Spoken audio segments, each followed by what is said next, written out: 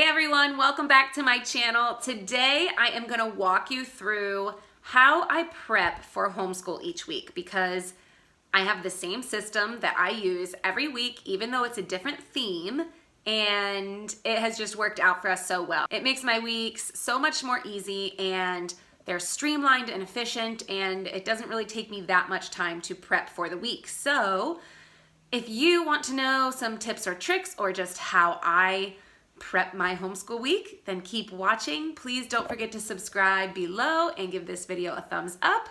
Let's get started. It is Monday night. I have already showered and cleaned up, folded the laundry, and on Mondays I always do homeschool prep. We do homeschool on Monday, but I do the easy stuff. So I will show you this little, oh gosh, I don't know if you're gonna be able to see it. There you go, yeah. This little planner here, and it's a 52-week guide of themes that I came up with. If you haven't seen my how I homeschool video, I'll post it here and in the description, but if you haven't seen it, then that's actually a free printable I have, and you can download it from my website if you want. It's just 52 themes for the year, and you know what theme I do with which letter and which number for 3-year-olds. So or you know, preschool, whatever age. It doesn't have to be 3, but mine is 3, so this is year 3 for us. And so on Mondays I do the easy stuff. I do, you know, we have a letter of the week. M is this week, so I'll go to my letter binder. I have a letter binder, I'll show you that later, and so I'll just pull out the stuff that's M. And then I also do like an ABC Jesus curriculum where they kind of have everything out for you. So I'll just do like the Bible story of that week and you know, that sort of stuff. We'll do the calendar, the pledge, you know, things like that. But Mondays are just really easy because I don't have time in my day on Sundays to prep homeschool. It was just too much for me to try and do that. So I prep on Monday nights. So that's what I'm doing tonight, and I just thought I would walk you through how I do that so that you can see, you know, what my process is. So the first thing I do is I go to my folder on my computer where I have her homeschool weekly printables. And those are just ones that I have found from some of the websites that I mentioned in my other video. Again, it's going to be linked below. But I just go to my favorite sites. I search their sites for free printables in the theme that I currently am on. This week it happens to be solar system for us. But I have just gone through and saved all the printables I want in a file. And then when that week comes, I go through and print it all off. So that is what I just did. I just went through those, and I have a bunch of printables. And the next step is to laminate the ones that I want to laminate. Not all of them are laminated. However, I have more than one child, and so I don't want to have to do this ever again. Like, I want to do this program, and then when Juliana turns 3 and she's ready to do this, I don't want to have to do all this work again. So I choose to laminate the things that we can do again. And then there's other things that are just like color by number, and I prefer to print those out and be one and done. So there are other things that I don't, but I print them, and then the next step is laminating. Okay, so as I wait for my laminator to warm up, I will just start putting all of my papers that I need to laminate into the sleeves. And one thing that I do, just to save some of the sleeves, because they can be expensive if you are laminating all the time, is I will print double-sided.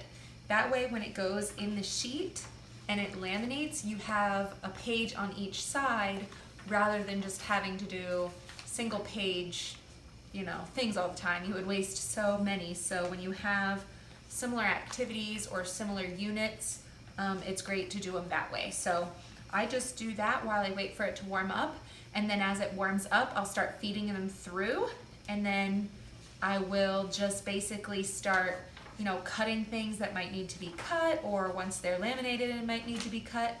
Basically, that's just my process. So I will get started.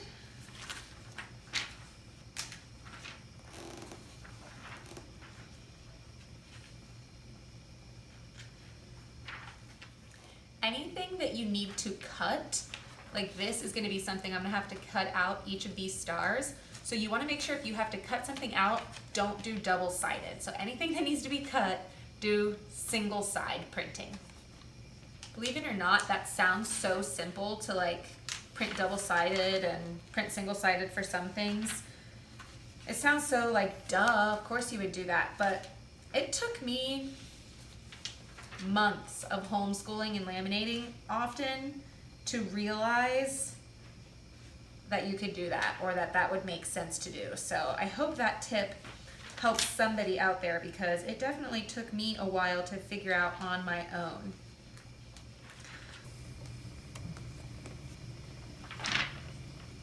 Then as things start coming out of the laminator, I basically will separate them into two piles. Like, this is the pile that does not need to be cut. This is the pile that does need to be cut.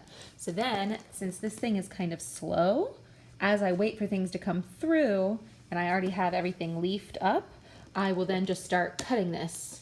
I am finishing up my last bit of cutting now. So I just thought I would tell you that the laminator that I have is the Scotch TL901. And I get the laminating sheets from Amazon. I would not buy them anywhere else. I have looked at them at places like Michael's, Hobby Lobby, that sort of thing, and they are 3 times the price. So you can get 100 sheets at one of those places for about $32 to $35, and you can get 100 sheets off Amazon for $13. So I would definitely, if you are buying those, make sure that you get them off Amazon if you want the best deal. Now, after I finish cutting, and I'm making my final cuts now, I will then go through any of the papers that are not laminated and see what they might require, you know, as for prep work. So for example, I went ahead and folded this planet booklet. So it's just like a little booklet, and it talks about the planets, but I went ahead and cut and folded that so that I didn't have to take the time doing it, during our actual lesson this week. Another thing that I'll do is go ahead and color this craft, because this isn't one that's made for the kids to color. It's kind of made as a demonstration. So I will go ahead and color this and fasten with a brad, this earth to demonstrate day and night. So that's another thing that I will prep for the week. So I will go through and kind of do any of those papers like that as well. Okay, so it's the next day. I am up in the classroom, and I'm just going to show you how I prep our shelves. As you can see kind of behind me, these are some of just like the quick printables that she was able to color yesterday to start off the week, that nothing I had to really prep. And then before we do our lessons today, this is what I do. I have this lovely built-in bookshelf. And so some of these are supplies here.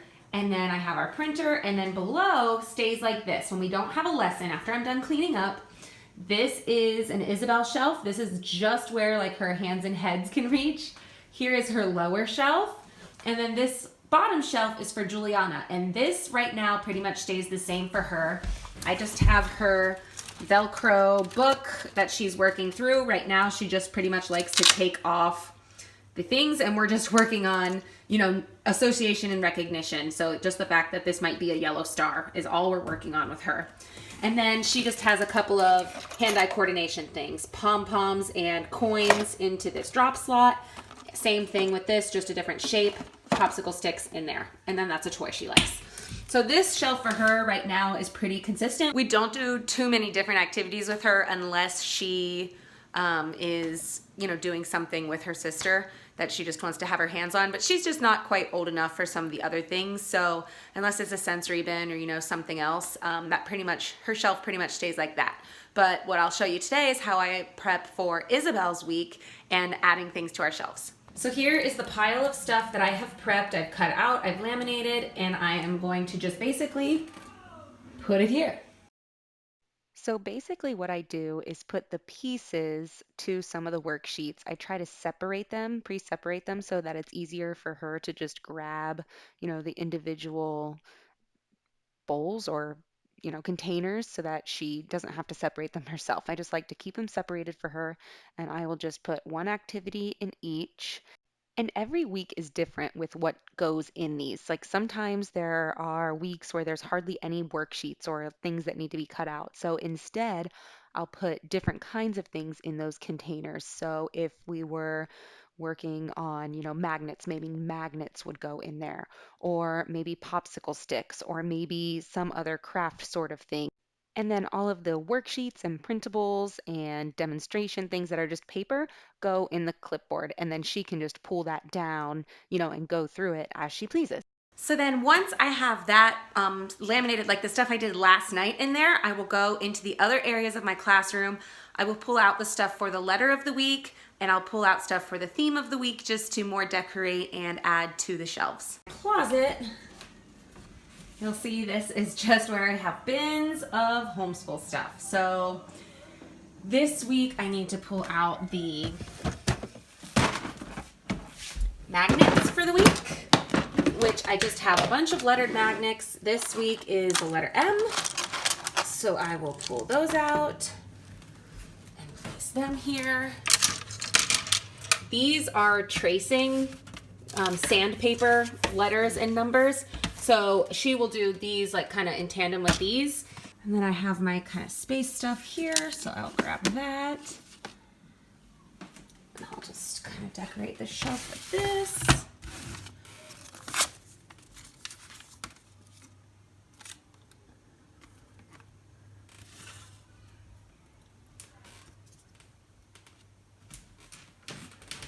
I have a whole like plethora of magic school buses here, and so I'm going to pull out this one. I think should be it. Yep. So magic school bus solar system. Put that there. For the letter M, I'm going to come over here. I have this little bin here with my couple things in it. These are my letter M, and it just has little mini things that start with the letter M. So I'll bring this over here as well. That'll just be good to talk about the objects or do a sensory bin or, whatever. Just good for the letter M. And then also for each letter, I have this little binder here. I started this binder when she was 2, and basically I just have different activities for every letter. So when I get to that letter, I can come here and just pull everything for this letter out, and it just has different activities. So these are all the little cards that go with it. This is a mouse game. Here we have letter matching monkey, and here we have a job that starts with the letter M, mail carrier. So these are just different activities that we would do for the letter M practice. So then as before, I'll just kind of place them as they fit somewhere.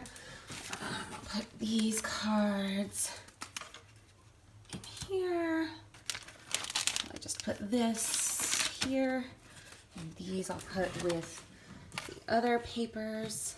So then that is pretty much the setup. I have my letter of the week. I have my stuff that I've printed for the curriculum we follow. I have my printables for our theme of the week, which you can get the theme of the week that we follow on my website, and it's a very free printable. I'll link it in the description below. It is a theme for each week of the year, 52 weeks, 52 themes, and it just helps me, have an activity or have a lesson that I'm gonna do every week for school, even in the summer when I just need an idea. So totally free in the description box below. Go and grab it if you want it. Yeah, so this is it, and she can just do these things as she is interested in them. So I'll let her look through these printables and see what she might be interested in. We'll find the matching cards that might go with it, or if it's a standalone, then she'll just do it.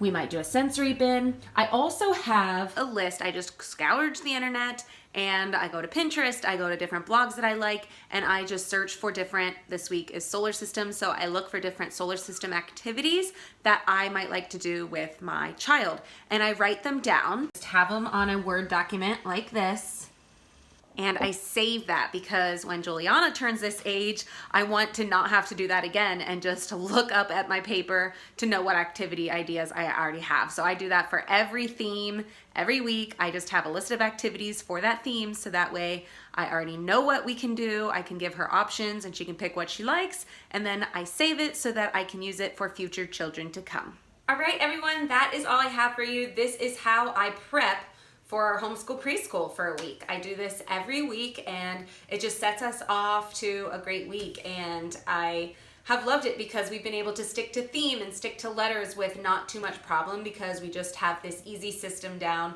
that I like to do. So I hope that this video helps some of you just to see how I do it and the kinds of things that I do. And again, don't forget to get your free printable. I will link it in the description box below. Go grab it. It just makes life so much easier. You can, of course, edit it and change it if you wish. Obviously, some of the themes that I have chosen might not interest you or your child. So if that's the case, then just switch it out for something else that does interest you. Or if you want to do something at a different time than I have it, just move it. I actually worked in, I think, 2 breaks for the entire 52 weeks. And I know that seems ridiculous because obviously we're going to take more than 2 breaks throughout the year. But in those summer months or in just some of those months where it might be more busy, even if we're not doing a full week of homeschool, or I'm not trying to do all the activities or all the worksheets or whatever it is, and I'm not printing things out because it's a slower week, then I still just like to have that theme, because if I get the, Mom, do you want to play? Mom, I'm bored, I easily can just be like, oh, what's the theme this week? We're doing princesses. Here's some ideas, you know, and it just helps me think of something on the fly because I am not good at, you know, making stuff up all the time. So that is why I really like that 52 week, you know, planner. I guess it's a 50 week since I do have 2 breaks, but I just really enjoy it, and I hope that that printable also helps you. All right, thank you for watching. See you next time.